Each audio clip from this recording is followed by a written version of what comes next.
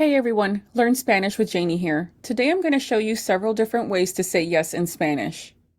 For those of you who are coming back, welcome back. And for those of you who are new, welcome. Don't forget to like this video and comment down below what you would like to learn next. Subscribe, join the fam, and feel free to forward this video to anyone you know could use this in their Spanish learning. That being said, I will say the words one time in English, and then I will say it 3 times in Spanish to help you with the pronunciations of the words in Spanish. Let's get started. Yes.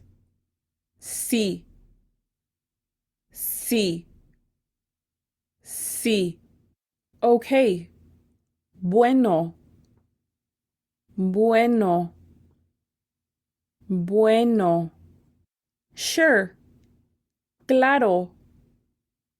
Claro. Claro. Perfect. Perfecto. Perfecto. Perfecto. Certainly. Claro que sí. Claro que sí. Claro que sí. Of course. Por supuesto. Por supuesto. Por supuesto. True. Cierto. Cierto. Cierto. All right. De acuerdo. De acuerdo. De acuerdo.